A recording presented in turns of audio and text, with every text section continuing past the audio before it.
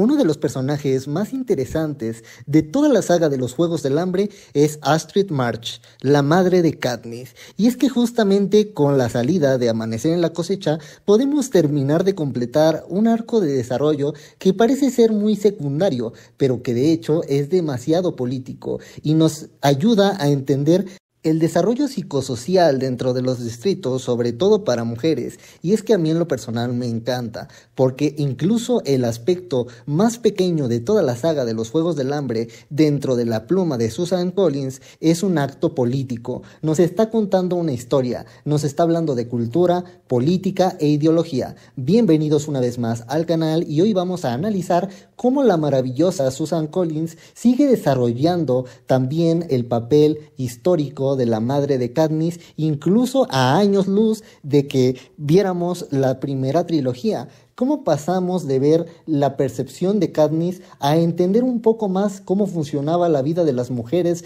dentro del Distrito 12? Hoy vamos a analizar por qué es tan interesante el papel de la madre de Katniss. Evidentemente este video tendrá spoilers, así que si no han leído Amanecer en la Cosecha o no han visto como mínimo las películas de los Juegos del Hambre, les recomiendo no ver este video. Sin más que decir, podemos comenzar. Imagina que eres integrante de una de las familias más ricas en el Distrito 12. Tienes una vida acomodada y de hecho tu familia es dueña de la única farmacia en el Distrito 12. Sin embargo, un día te enamoras de un joven aventurero y valiente y fuerte que canta como los mismos ángeles. Sin embargo, pertenece a la Beta, el sector más pobre del Distrito 12. Obviamente sabes que tu vida al lado de la persona que tú amas va a ser un reto muy grande, pero debes de dar el gran salto y confiar en esa persona, o por lo menos decides dar el salto porque confías en que con él vivirás una vida modesta, pero buena. Así es como Astrid March deja toda una vida de privilegios atrás para formar una familia con el señor Everdeen, incluso perdiendo contacto con su familia, sus amigos y toda la comodidad que en el futuro le haría falta para darle una mejor vida, una vida digna a sus hijas en el Distrito 12. Cuando el señor Everdeen muere, se enfrenta a una realidad muy grande. Está sola en un contexto de vulnerabilidad que no conoce. Lo que sabemos de Astrid cuando era joven, gracias a la novela de Amanecer en la Cosecha, es que ella incluso de joven ayudaba a gente de la Beta con medicinas e incluso con muchos medicamentos y remedios de forma gratuita, mostrando su gran corazón, bondad y facilidad para ayudar a los demás. Pero además es muy importante considerar que existe una clara división social entre la gente rica y la gente de la Beta del Distrito 12, casi una enemistad abierta, no son iguales. Y estas conductas divisorias en la sociedad de Panem, sobre todo de los distritos, la podemos ver desde tiempos de Balada de pájaros, cantores y serpientes, donde la hija del alcalde y el alcalde mismo utilizaban su poder e influencias para hacer menos a los menos favorecidos económicamente hablando. Ellos se creían mucho más cercanos al Capitolio que a la gente de la Beta en el Distrito 12. Vemos también que la madre de Katniss en su juventud, según lo cuenta Peeta, era pretendida por el padre de Peeta, el señor Melark, lo cual nos dice que incluso entre las clases más acaudaladas del Distrito 12 habían matrimonios y acuerdos de interés para preservar el poco poder que los mantenía en un estatus de clase media baja o clase media alta dentro del Distrito 12. Entonces, una amistad entre alguien de la Beta y alguien del sector rico o más acaudalado del distrito es más sorprendente.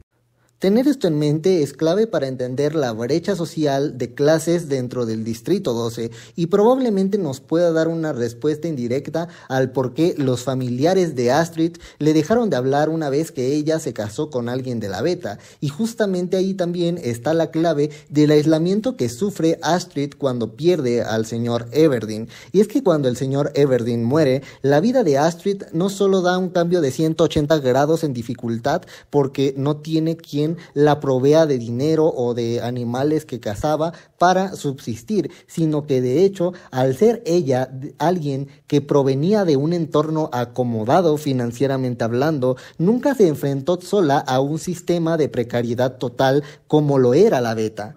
Es probable que ella no tuviera la intuición ni la valentía que caracterizaba a la gente que nacía, crecía y moría dentro de la beta, quienes tenían que trabajar para sobrevivir desde muy jóvenes. Al verse sola, es muy probable que Astrid haya experimentado no solamente depresión, sino estrés postraumático y ataques de ansiedad, pues no contaba con las habilidades necesarias para mantener una familia por sí misma. No sabía cazar como su esposo, no tenía el conocimiento real de la beta y esto muy probablemente contribuyó a que ella se aislara mentalmente y se disociara por un tiempo. La pérdida de Burdock no fue solamente el amor de su vida, sino que también fue su capacidad para prosperar en un entorno hostil. Por el trauma y por la depresión, ella dejó de ejercer como médica, y esto se refleja en la saga original, pues ya no tiene la misma resistencia y el mismo pulso o el mismo impulso que antes, aunque conserva amplios conocimientos de medicina que son útiles en varios momentos de la saga. Ahora, vamos a hablar del elefante en la habitación. En cuanto a la perspectiva de Katniss, dado que la trilogía original está narrada desde su punto de vista, no quiero invalidar su percepción como hija. Sin embargo, el comportamiento de Katniss también lleva una connotación importante en entornos de precariedad. Por ejemplo, el rencor que vemos que le tiene inicialmente a su madre, al percibirla como inepta, es un pensamiento que la ayuda a ella y a su hermana a seguir adelante. Fue un impulso inicial para seguir adelante. En un principio, ese resentimiento ayuda a Katniss a mantenerse a flote, pero incluso dentro de la saga, a medida que ella madura y entiende el mundo y pasa por muchos más traumas, se da cuenta poco a poco que su madre tampoco tuvo una vida fácil y que fue juzgada con mucha dureza. Aquí entra la crítica social, a mi parecer, que hace Susan Collins respecto al tema de la madre de Katniss. No todas las personas reaccionan igual ante las dificultades. Katniss tuvo que asumir un rol maternal para su hermana pequeña, supliendo lo que su madre no podía ofrecer en ese momento. Ese resentimiento, aunque válido desde la perspectiva de Katniss, también contribuye a la tragedia de su madre, que solo busca una vida tranquila con el amor de su vida antes de los eventos de la saga original, pero el destino se lo arrebató y sufre las consecuencias de vivir en un entorno opresor como el del Capitolio, como el de los distritos, porque incluso aquí podríamos hablar de que el mismo sistema no procuraba la salud mental de los habitantes, les valía totalmente madres, cuando de hecho Astrid debió de llevar acompañamiento psicológico y emocional, y si a eso le sumamos que incluso sus padres fueron separados de ella, pues imagínense, la tristeza se multiplica por 100. Ahora, cuando hace unos meses se estrenó la precuela de los Juegos del Hambre, Amanecer en la Cosecha, un tema recurrente en las redes sociales fue la constante comparación entre dos mamás, la mamá de Haymitch y la madre de Katniss. Muchos criticaron la maternidad de Astrid, comparándola, en mi opinión, injustamente con la mamá de Haymitch, sin tomar en cuenta las diferencias fundamentales anteriormente expuestas. La madre de Haymitch, para empezar, al haber crecido en la beta, contaba con muchas más herramientas y experiencia para sobrevivir en ese día a día, mientras que Astrid, proveniente de un entorno privilegiado, no tuvo que enfrentarse a esas circunstancias que la fueran moldeando desde temprana edad. Aquí surge un punto interesante. Muchas veces como público tendemos a pensar que una mujer se convierte en madre al dar a luz a un hijo y que una buena madre debe sacrificarlo todo por sus hijos, incluso su propia estabilidad mental.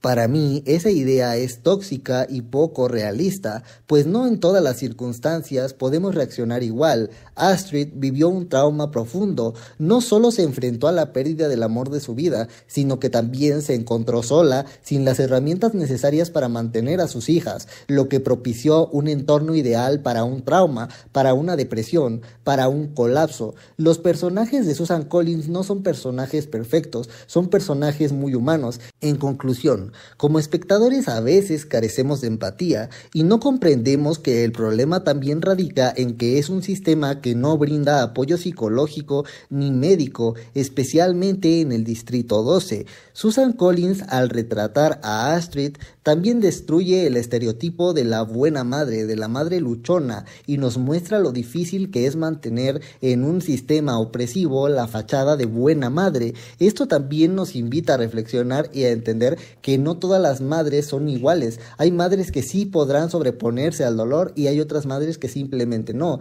Y también hay que entender que aunque Katniss sufrió mucho, su madre también padeció enormemente. Al comparar y juzgar a Astrid, perpetuamos la visión tóxica de la maternidad, diciendo es que tú no eres lo suficiente, ignorando el factor humano e histórico que envuelven a Astrid, aunado al contexto en el que se desarrolla la historia y las complejidades que ésta tiene.